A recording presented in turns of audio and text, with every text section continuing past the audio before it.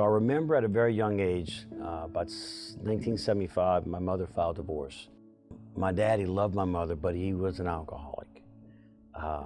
And his manager, his used car manager, convinced him that to try to save your marriage, you should try going to church. Long story short, he gets out of the car business and becomes a preacher. So I grew up in the church with a father who was a preacher. I was a rambunctious, rebellious pastor's kid.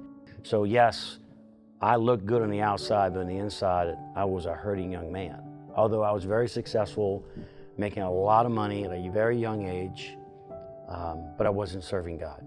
And I had gotten myself into a very, very tough situation. And at that moment, I had to get on my knees. And I remember my dad coming to me, and I said, "Dad, what's gonna happen?" And like any son, you want your dad to fix it. And he's looking at me and he goes, "Son, nothing's gonna happen. God is pruning the vine. He is separating everything between you and him. So everything you put between them, he's gonna remove. So that he has you 100%. And I eventually began to surrender. And from 30 on, for the last 25 years, there's no doubt in my mind that what God has allowed me to succeed at and what God has allowed me to get through, that God has had his eyes and hands on me.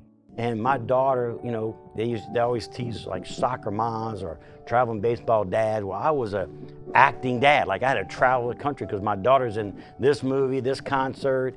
And I remember being on a movie set and I got a phone call from a dear friend of mine. And he says, "Troy, I want to do a film. I want to write a book called God's Not Dead." And at that moment, on that phone call, I'm on a movie set and the Holy Spirit hit me hard. And I'm like, "Really, Lord, me do a movie? I've never done a movie in my life." And I had to make a decision at that moment. Was I going to be obedient to God, or was I going to second guess my worthiness? Would God really use me? To this day, they're telling me over 400 million people on this planet have seen that film. So if he can use me, he can use anybody. The key is, are we spending time with him to know what he wants me to do? That's the key. I tell people all the time, God uses people in special ways. And maybe you don't do movies or maybe you don't run businesses, but that don't mean he can't use you. And that doesn't mean that you won't experience the peace and the purpose that's priceless. I'm Troy Duhon, and he changed my life.